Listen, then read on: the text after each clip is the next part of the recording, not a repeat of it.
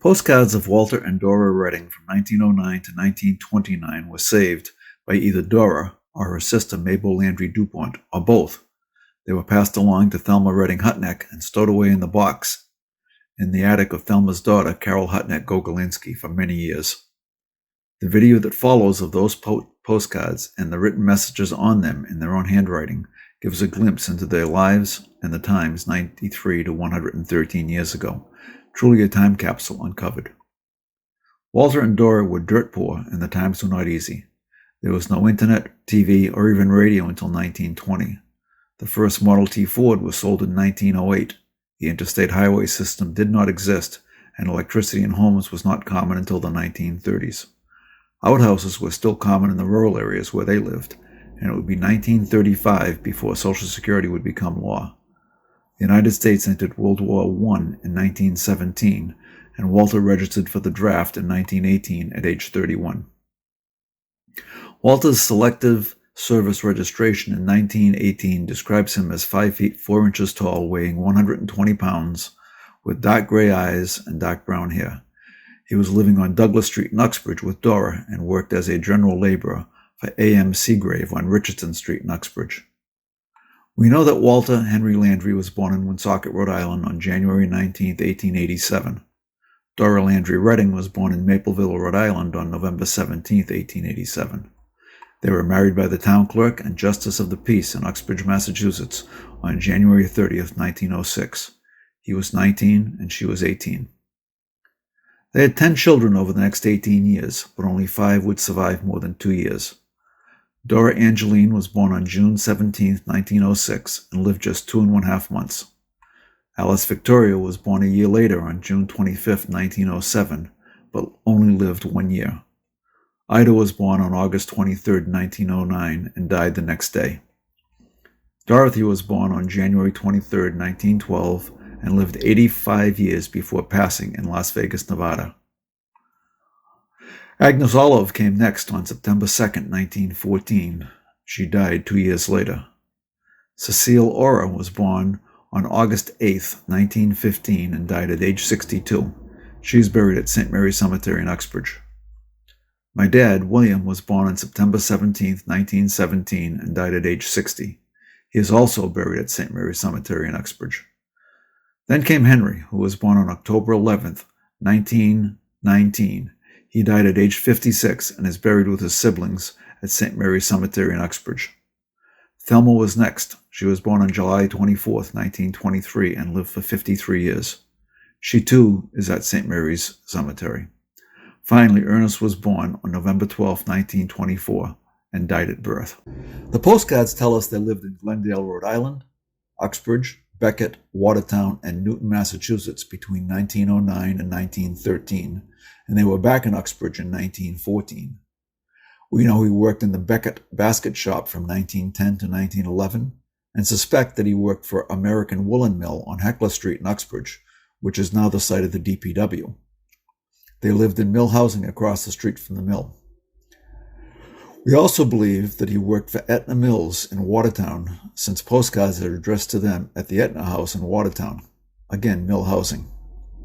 In an early version of social media, Walter put his name and address on notes, placing them in baskets they made at the Becket basket shop, asking anyone that found them to send him a postcard from their town, and they did. He also put his name and address on bobbins from the mills he worked at, and again asked for a postcard from their town. There are postcards from F.T. Oliver, a salesman from Syracuse, New York. From Kate Murphy, a mother of 9 from Bristol, Rhode Island. From B.M. Coates of River Point, Rhode Island, who asked her girlfriends, Minnie Deutschel and Kay Gaffney, to send cards, and they did. There are cards from Lydia Buffard, Adelina Morari, and Mary Richard from Skowhegan, Maine. Emma Harding from Doylestown, Pennsylvania. R.J. Brewer from Trenton, New Jersey. Larry Telyevs from Concord, New Hampshire, and J.F. West from Kinston, North Carolina. In 1922, Walter headed out on a trip that brought him to New York City, Buffalo, Cleveland, Chicago, Minneapolis, and all the way out to Mandan, North Dakota, where he worked reframing railroad cars for the Northern Pacific Railroad at their maintenance facility across the Missouri River from Bismarck, North Dakota. In 1923, he was in Whittingham, Vermont, and worked on what he described as building the largest earth dam in the world to create Harriman's Reservoir. Personal accounts told by Walter's daughters, Dorothy and Thelma, to their daughters, Patsy and Carol, say he worked in the circus, fairs, and carnivals as a clown, fire eater, sword swallower, and tattoo artist. Patsy Jones Hansborough, Dorothy's daughter, wrote this in an email to me long before she died. And I quote, "How was anyone able to find anything about Walter H. Redding when he grew up in an orphanage and ran away when he was 15 and went to work for P.T. Barnum, learning to be a sword swallower, fire eater, and of course tattoo artist? He met our grandmother while on the road with the circus, and they married." Carol Hutner Gogolinski, Thelma's daughter, said she did not hear about the orphanage, but said, and I quote again, "I did hear his parents were alcoholics, and he pretty much raised himself. He did go off with the circus and fairs, but I don't think it was P.T. Barnum. I did have a postcard from him to Dora where he was in North Dakota and said they had a number of fairs before he got home. I think he gave a date on when he expected to be home, and I remember that it worked out to be 9 months before my mother was born." Carol also wrote in another email, "My mother once said that her parents were not married in the Catholic Church, but the children were baptized Catholic and raised Catholic until a priest came to visit and told Walter that because they were not married in the church, they were not really married and he was just living with Dora. Walter said, 'We have all these children and are just living together?' He threw the priest out, and after that my mother said they went to the Baptist church." Our grandfather traveled because he worked in the carnivals and circus. My mother said he was a clown and fire eater. He said there was a trick to the fire eating, and I'm sure that everyone had to set up the tents and do the work around the fair and carnival.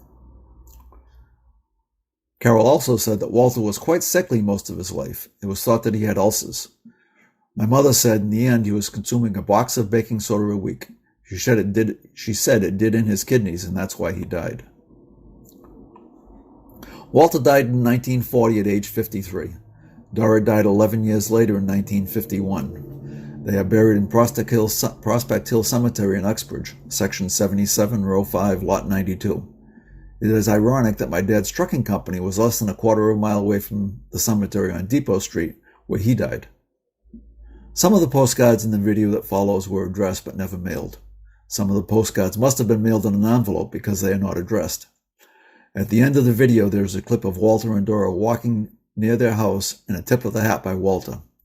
This clip was from an 8mm film made in 1940 by my great-uncle Meadhouse Landry of my mother and father at their wedding. Walter had beautiful handwriting that you will see in this video. Walter was an artist. If he lived today, he could easily have made a living doing calligraphy or using his artistic skills. Those talents were passed down to Cousin Carol, and she passed them along to her daughter Sue. I hope you enjoy this time capsule of the life of Walter and Dora Redding from 1909 to 1929.